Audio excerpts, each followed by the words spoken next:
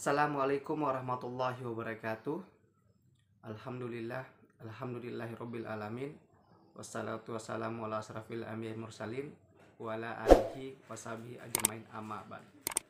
Pertama-tama marilah kita ucapkan puja dan puji syukur atas kehadirat Allah Subhanahu wa taala yang telah memberikan kita nikmat iman, nikmat kesehatan sehingga kita masih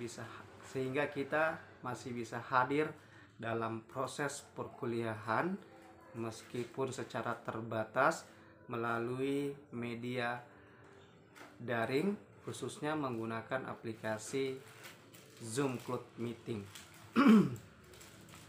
Salawat serta salam tak lupa pula kita ucapkan kepada junjungan kita Nabi besar Muhammad Sallallahu Alaihi Wasallam. Baik adik-adik sekalian, selamat datang di Universitas Islam Negeri Dato Karama Palu. Selamat datang di salah satu universitas terbesar di Sulawesi Tengah. Baik adik-adik, izinkan saya untuk memperkenalkan diri. Nama saya Ferdiawan, SPD MPD. Saya diamanahkan untuk membawa mata kuliah umum, khususnya mata kuliah Bahasa Indonesia yang ada di Fakultas Syariah dan Fakultas Ekonomi dan Bisnis Islam dalam lingkungan Universitas Islam Negeri Dato Karama Palu.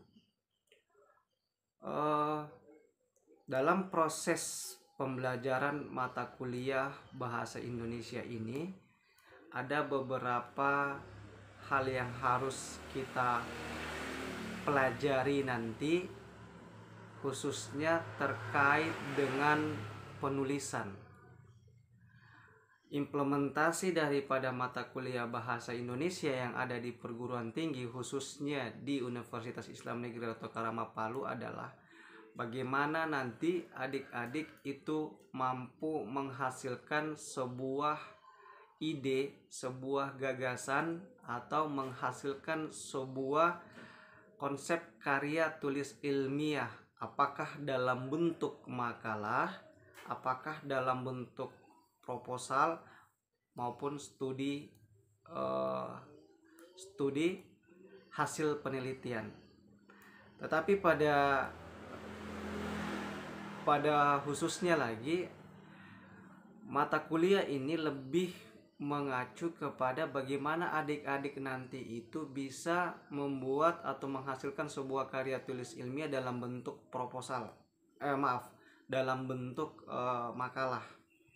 Itu yang paling utama, karena di dalam menghasilkan sebuah karya tulis ilmiah tentu banyak aspek-aspek yang harus diperhatikan pada saat kita ingin menghasilkan sebuah karya tulis ilmiah, sehingga ketika adik-adik di akhir studi kalian, adik-adik sudah bisa memahami bagaimana konteks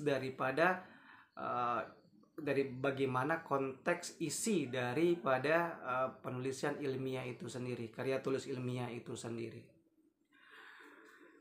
Kemudian yang selanjutnya, dalam proses perkuliahan saya ditemani beberapa tenaga pengajar, ya, diantaranya ada Dr. Andes Cholle Said MPDI, kemudian ada Fadli Akarim SPD MPD, ada Supriyatni MPD. Itu adalah pasangan saya mengajar di beberapa fakultas atau prodi di lingkungan UIN Dato Karama Palu. Kemudian tentu di dalam proses perkuliahan untuk memberikan penilaian, saya memiliki kriteria ataupun dosen-dosen lainnya memiliki kriteria di dalam memberikan penilaian. Di dalam memberikan penilaian, kriteria penilaian yang saya berikan itu terdiri dari kehadiran adik-adik sekalian, ya. Selain kehadiran tentu kedisiplinan, ya. kehadiran, kedisiplinan. Kemudian yang selanjutnya itu adalah keaktifan adik-adik di dalam proses perkuliahan melalui daring. Ya, keaktifan seperti Anda bertanya, Anda menyangga dan lain sebagainya. Itu merupakan nilai tambah bagi saya untuk memberikan nilai pada adik-adik. Setelah keaktifan ada tugas. Ya. Tugas ini harap dikumpulkan sesuai dengan jadwal yang ditentukan atau sesuai jadwal yang disepakati dari masing-masing dosen. Selain tugas, ada lagi yang namanya ujian tengah semester atau juga nanti di akhir ada ujian akhir semester. Itu merupakan unsur-unsur penilaian yang akan saya berikan kepada adik-adik untuk menghasilkan nilai di akhir semester. Oleh sebab itu, saya mengharapkan partisipasi adik-adik di dalam proses perkuliahan. Ya, saya mengharapkan partisipasi adik-adik dalam proses perkuliahan. Kemudian yang terakhir adalah pada proses perkuliahan nanti itu media-media atau alat-alat yang digunakan dalam proses pembelajaran nanti, yang pertama adalah Zoom Cloud Meeting, menggunakan aplikasi Zoom Cloud Meeting, kemudian menggunakan media yang lain seperti WhatsApp Group, kemudian media yang lain itu menggunakan Google Classroom. Ya, itu media-media yang kita gunakan dalam proses pembelajaran nantinya melalui via daring, ya, atau via online.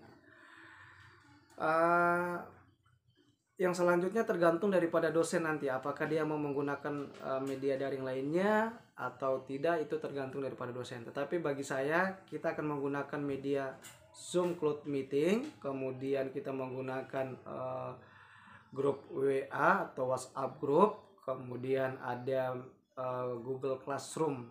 Ya, 3 media itu yang kita gunakan untuk proses pembelajaran. Kalau misalnya tidak ada tatap mukanya melalui Zoom, ya kita beralih ke WhatsApp atau Google Classroom. Itu semua kita akan gunakan dalam proses pembelajaran. Baik adik-adik sekalian, itu saja yang bisa saya sampaikan pada pertemuan perdana atau pertemuan pertama ini. Ini hanya sebatas pengantar dan kontrak perkuliahan. Apa yang saya sampaikan itu harap kita sepakati bersama-sama agar menjadi pedoman buat saya dan adik-adik di dalam mendapatkan hasil penilaian akhir nantinya. Baik, sebelum saya akhiri, adik-adik setelah menyimak video ini, harap cantumkan nama dan NIM Anda pada kolom komentar yang ada di link YouTube saya ini. Ya, cantumkan nama dan NIM Anda pada kolom komentar yang ada pada link YouTube saya. Baik, itu yang bisa saya sampaikan pada pertemuan kali ini. Lebih dan kurangnya saya mohon maaf. Saya akhiri.